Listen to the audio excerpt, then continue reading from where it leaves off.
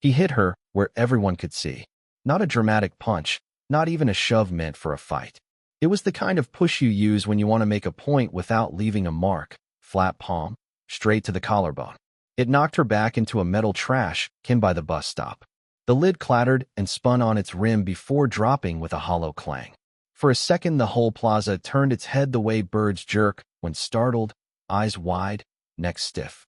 10 seconds earlier, it had been nothing but a Thursday evening outside Meadow Ridge Mall. The air smelled like cinnamon pretzels from the food court, laundry detergent from the chain store at the corner, and the faint chlorine from the decorative fountain. A breeze carried scraps of paper and the chatter of kids leaving the arcade. People were thinking about traffic, about leftovers, about soccer practice. Then the sound of that trash can changed everything. The uniform made the moment heavier. Crisp navy fabric, badge glinting under the last slant of daylight, boots squeaking faintly on the concrete. The officer had two teenagers backed against the hood of a Crown Vic idling at the curb. The older boy, 16 maybe, raw scrape on one knuckle, hood pulled low, kept repeating the same phrase. "I didn't do anything, sir.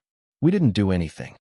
The younger one, barely a freshman, clutched his backpack strap like a lifeline, eyes darting between his brother and the officer's belt. The girl had stepped in because she couldn't watch her brother's face stretch tighter with every order. She was small, shoulders narrow in a sweatshirt with a faded logo, hair pulled back in a quick knot. She wasn't posturing, wasn't shouting. She just planted herself in the space between uniform and family.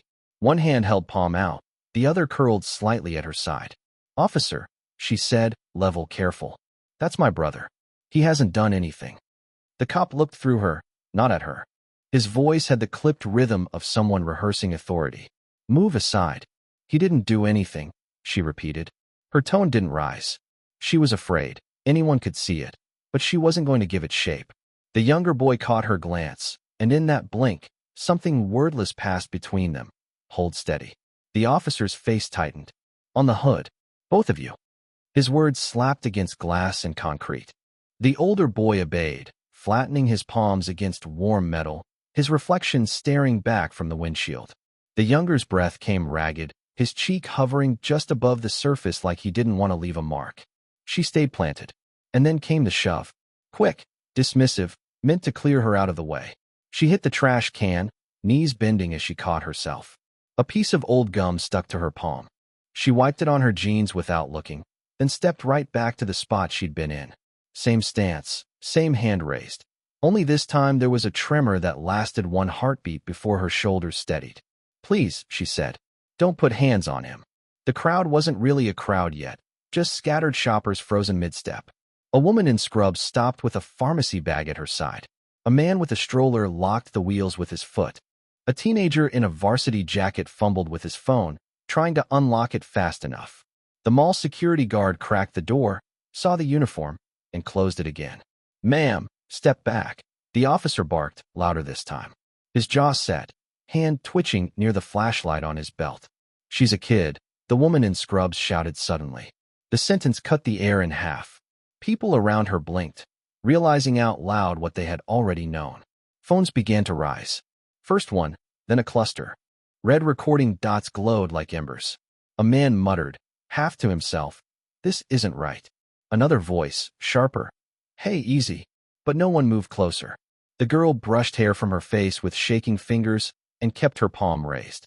She didn't shout, didn't posture. She just stood. "Turn around," the officer ordered. "Hands behind your back."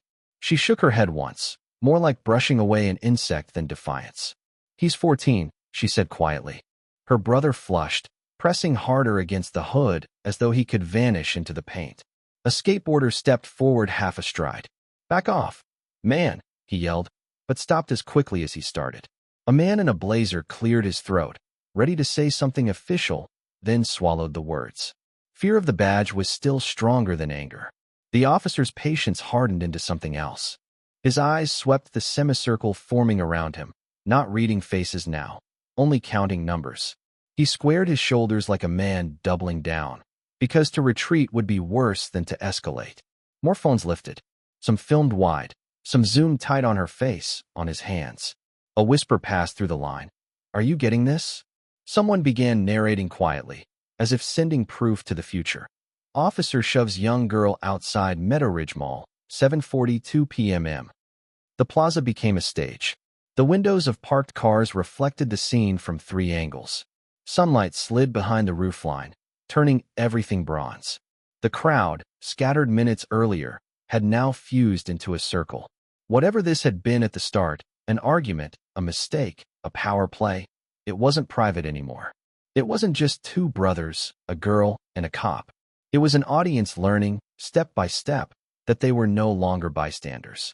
And as the red lights of the cameras blinked, something else moved under the noise, a whisper, almost a hum, traveling through the crowd. Someone at the edge breathed it first, then another, louder. That's Chuck Norris's granddaughter. The circle tightened. The officer's hand shifted on the flashlight. And for the first time since the trash can rang out, the girl's expression changed. She didn't flinch. She didn't plead.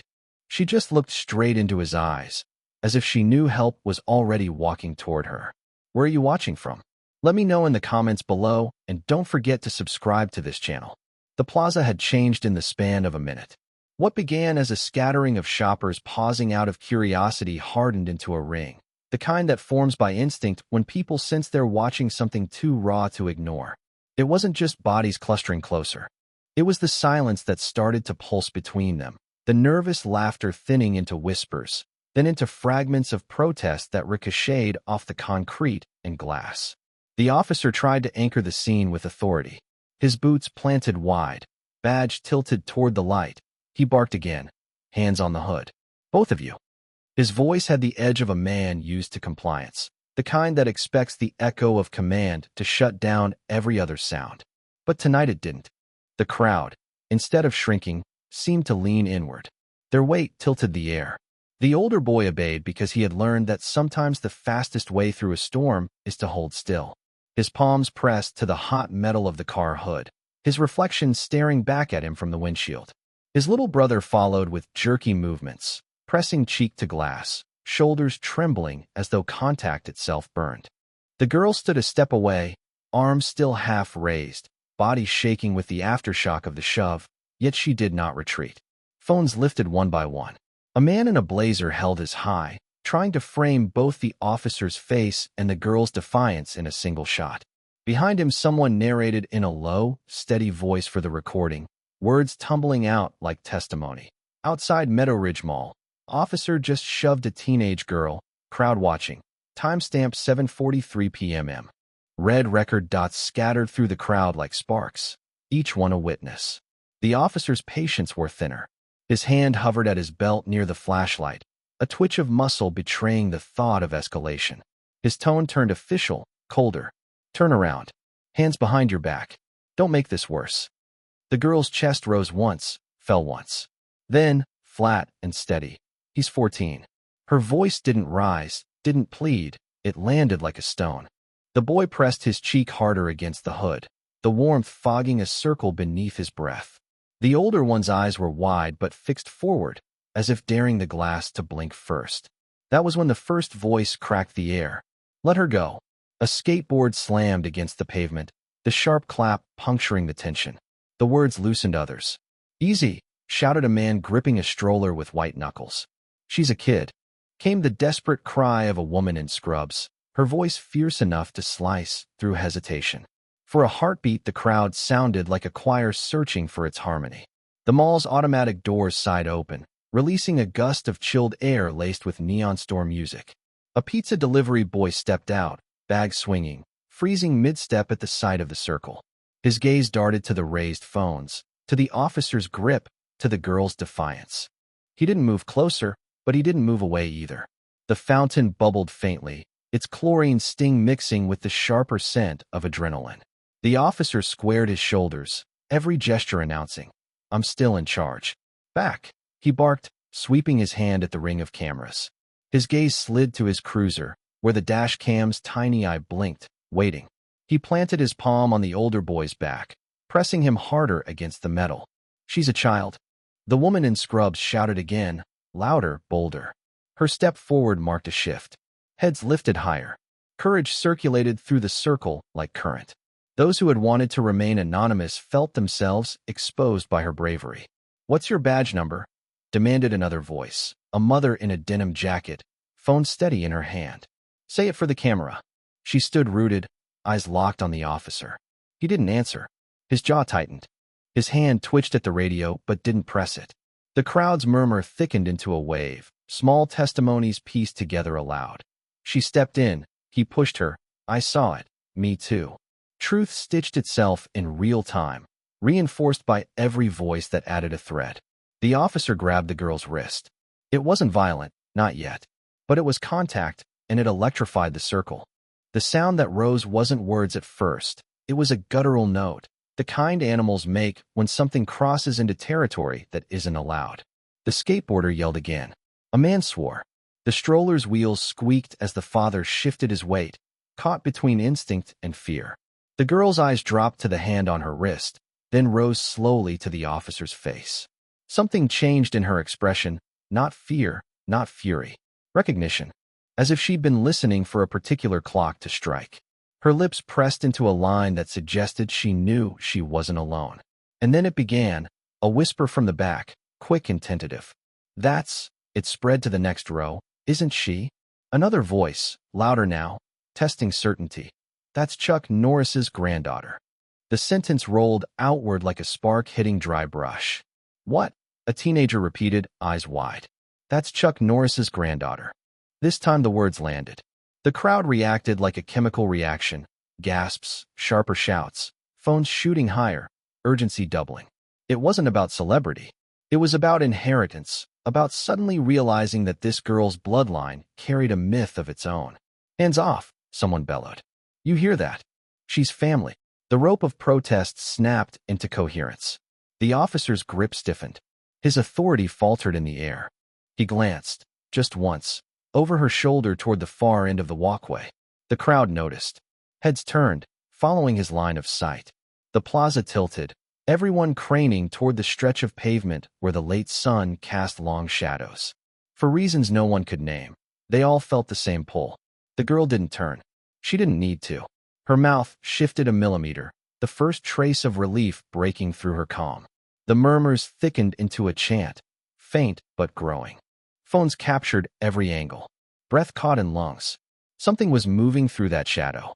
And in that suspended moment, everyone knew the story was about to change. The footsteps came from the far edge of the plaza, slow and unhurried, a rhythm that cut through the chaos without matching it. People turned their heads as if pulled by a single thread. The glow of storefronts fractured the shape into pieces of reflection. One man, plain jacket, jeans, no showmanship. He wasn't rushing, and that made it worse. The steadiness of it drew a silence across the circle, the way a storm pulls the air flat before it breaks. The officer's hand still clamped on the girl's wrist. His jaw tightened as he caught the direction of everyone's gaze. He wanted to bark another order, but for a second his voice caught. "Hands on the hood," he muttered, louder after, as if doubling down could make him sound in control. The older boy flinched but obeyed, pressing harder into the hood until his cheek left a fogged mark on the metal.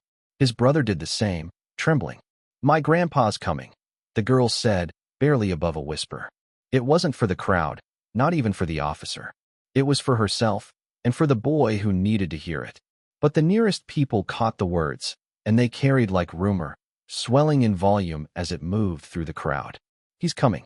He's here." The man broke through the last row of bodies, and the crowd stepped back without being asked. Some lowered their phones to see him directly. The phones that stayed up shook harder, red record dots trembling against the dusk. The presence was unmistakable. His hair carried streaks of gray, his face carved by years in the sun, and yet he moved with the same economy of motion people had watched for decades on a screen. Chuck Norris didn't look left or right. He walked straight toward the officer and the kids, each step landing without rush, without hesitation. The officer swallowed, his throat bobbing visibly. He glanced at the dash cam blinking red in his cruiser, at the forest of phones, at the girl who refused to lower her chin. He pulled himself straighter, as though posture alone could protect him from the shift in gravity. Chuck stopped just inside the circle. The air between them seemed to drop a few degrees. He took in the children first. their pale faces against the polished hood, the girl's trembling arm held in a grip too tight. His eyes moved from her wrist to the officer's hand, then back up. "Step back," the officer ordered. His voice cracked at the edge, and the sound gave him away. "This is unlawful." Chuck didn't answer. Not with words. He closed the last distance at a slow, deliberate pace, planting himself between the kids and the man holding them. The girl slid naturally behind his shoulder. The crowd murmured as if watching tectonic plates shift, sound rising like pressure under the earth. Phones lifted higher. Someone muttered, "That's him. It's really him." The skateboarder from earlier stood on his board to film, hands shaking, whispering, "Oh my God," without stopping. The officer tried again. "Sir, I'm giving an order. Don't interfere." His voice pitched higher, as if trying to climb above the tide.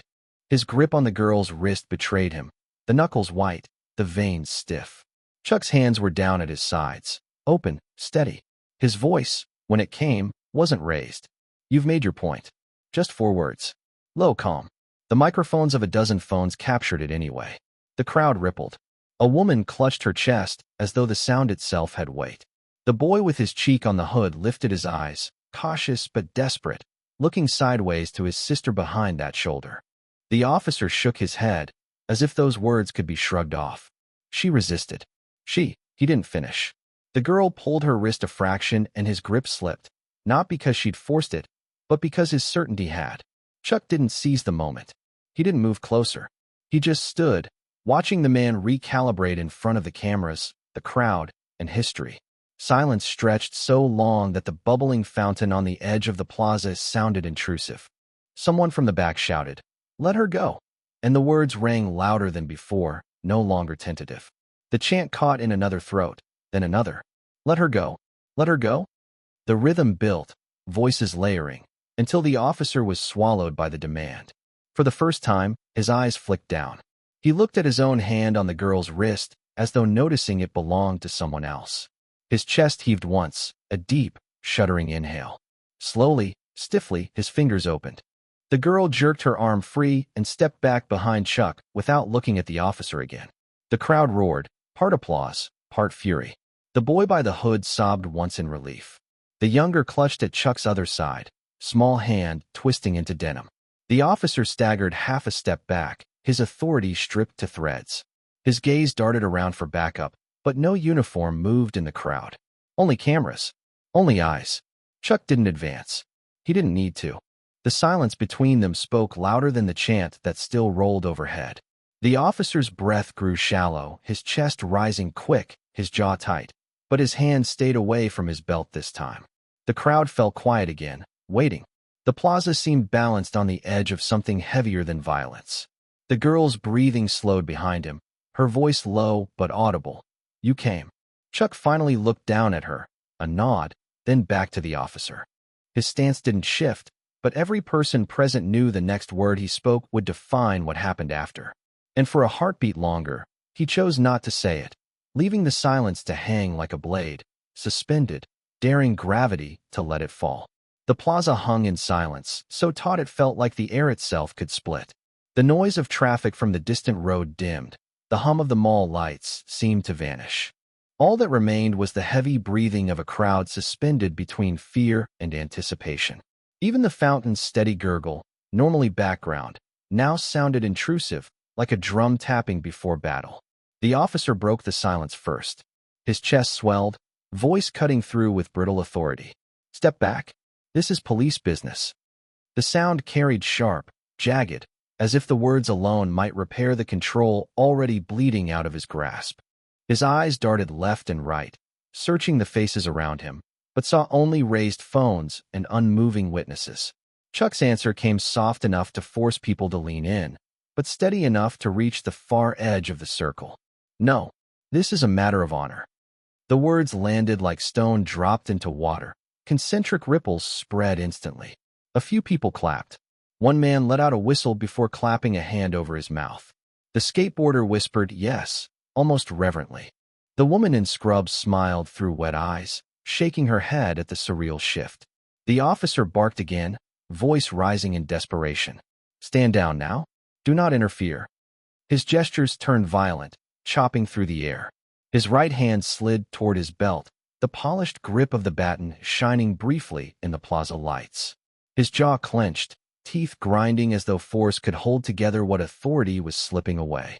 A hush deeper than before settled when the baton scraped against its ring. That sound, the dry hiss of metal sliding free, made the crowd recoil as one. A man in a blazer muttered, "He's drawing it," not meaning to be heard. The phone swayed and zoomed closer. Every movement of the officer's hands was magnified by the glass walls of the storefronts, reflections doubling and tripling the gesture until it looked larger than life. "Easy," a father shouted, palm raised as if the word could act as a shield. "We're watching," called the mother in denim, voice like a hammer. The crowd's murmur rose again, not yet a roar but heavy, pulsing, synchronized. Chuck stood unmoving, his presence a counterweight to the frantic noise.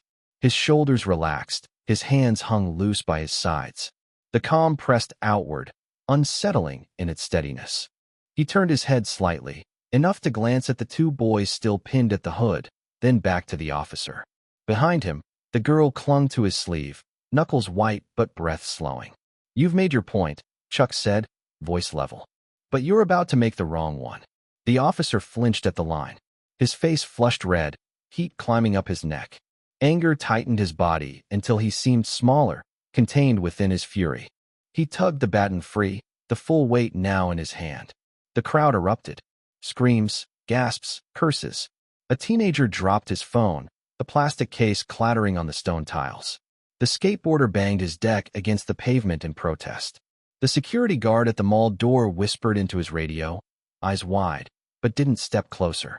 The officer squared up, brandishing the baton low but pointed, his posture screaming threat. His words, when they came, cracked. "Turn around. Hands where I can see them. Last warning." Chuck didn't blink. His eyes locked on the man's. "You see them," he answered quietly. "You see everything that matters." The line landed with more force than any shout. The crowd responded with claps, whistles, a rising chant barely contained. The officer's jaw shook. He adjusted his grip, lifted the baton higher, and in one quick motion lunged. It wasn't much, just a forward jerk, a thrust aimed at Chuck's shoulder. But it was enough. Enough to split the moment, enough to send the plaza into chaos. The roar hit like thunder breaking glass. People screamed, shouted, surged a half-step forward then back. "No! Stop! Put it down!" The girl at the fountain began to cry openly, her sobs mixing with the shouts. The man in the blazer raised his voice for the first time. "Stand down." Every camera tilted toward the same center, capturing two figures locked in a line of motion. The baton swung forward, heavy and certain. Chuck didn't shift until it was nearly there. His stillness had fooled the crowd into holding its breath, but when he moved, it was faster than eyes could track. And for one heartbeat, the entire plaza balanced on that clash, the arc of authority against the wall of calm, waiting to see whether the sound to follow would be with striking flesh or something altogether different. The baton sliced down, a blunt arc of authority. The crowd braced for impact, but it never came. Chuck's hands rose only at the last instant, one palm on the officer's wrist, the other settling near the grip. The strike halted midair, as if the wood had struck an invisible wall. Gasps broke across the plaza. People leaned forward, phones shaking in their hands. The officer strained, face dark with effort, but the weapon would not move. Chuck hadn't overpowered him. He had erased the path of force itself. Calm posture, balanced stance, wrists aligned, discipline hiding in simplicity. "Let go." The officer barked, twisting violently. Nothing. Each surge collapsed against angles Chuck had already taken away. His fingers never tightened, his arms never trembled. The baton hovered, trapped in a space between will and refusal. The plaza erupted with sound. "Oh!" rolled through the crowd like a stadium wave. A skateboard cracked against stone in rhythm, chants spilling out, first chaotic, then coherent. "Let her go! Let her go!" The noise made the officer falter, his eyes darting toward the wall of phones, the endless reflection of his own struggle. Desperation took over. He lunged forward, trying to crush Chuck with sheer body weight. A half step, a pivot, and the shove passed into emptiness. Gasps again. The baton wavered. The officer staggered a fraction. Chuck didn't exploit it. He simply let balance reveal itself. "Look, he's not even hitting him," someone shouted. The truth spread quickly. This wasn't a fight. It was restraint made visible. The officer's violence kept crumbling against stillness. Chuck exhaled softly, and with it the baton tilted toward the ground. The officer tried to wrench it back, but momentum was gone. His wrist bent into a harmless angle, pain flickering across his face. He froze, not injured, but aware how close he was to humiliation, or worse. Phones zoomed closer. The chants tightened. "Chuck! Chuck! Chuck!" rang louder than any siren. Sweat ran down the officer's face, his chest heaving. He tried one last violent jerk. Chuck allowed it, pivoted lightly, and the man stumbled a step. The plaza roared as if a verdict had been read. The officer's weapon looked smaller now, more stick than baton. His breath rasped, fury melting into fear. Chuck eased his grip, released the weapon back into the officer's own hands, then stepped back half a pace. He had proven mastery without taking anything. And then he spoke. Quiet, steady, carrying to every corner. "Real power is to protect, not to hit." Silence dropped for a beat. Then the plaza erupted. Cheers, whistles, even sobs. Strangers hugged, others raised phones higher. The girl behind Chuck covered her mouth with both hands, tears spilling. Her brothers stared in stunned silence. The officer stood hunched, clutching the baton like an anchor, chest heaving. He had the uniform, the badge, the title, but no control left. Around him, the crowd chanted, louder than before, unified now. "Chuck! Chuck! Chuck!" And just beyond that circle, more uniforms were arriving. Radios crackled. Flashlights cut the night. The moment wasn't finished. It was only about to grow. The first blue lights cut across the plaza, bouncing off the glass storefronts. Sirens wailed faintly in the distance, growing louder with every second.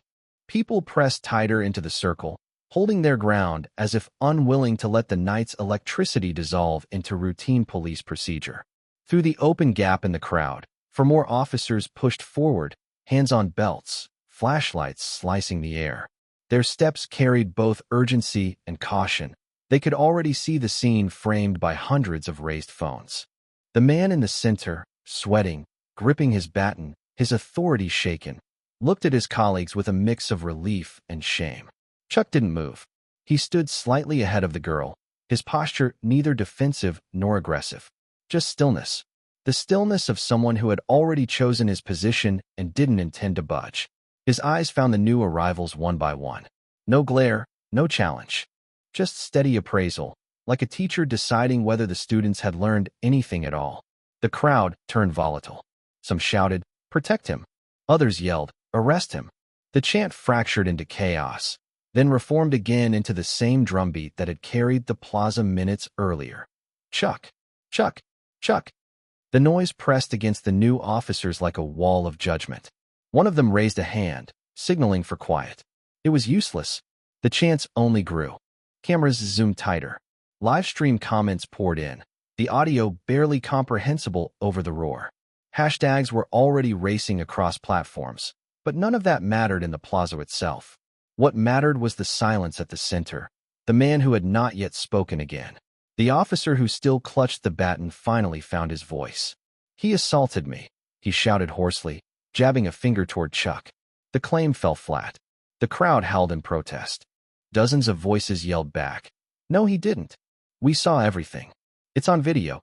The truth was everywhere, uncontainable, glowing in the lenses of 100 phones. Chuck's expression didn't change. He stepped forward, closing the space between himself and the line of new officers. The chants hushed slightly, enough that his voice could ride the gap. "You saw what happened," he said, tone even, words deliberate. "I didn't raise a hand against him. I stopped him from raising his against her." He paused. The plaza hung on that breath. Then he added, softer but sharper, "That's the difference between force and protection." The crowd roared again, the words spreading instantly, repeated in chants, screamed from the back rows.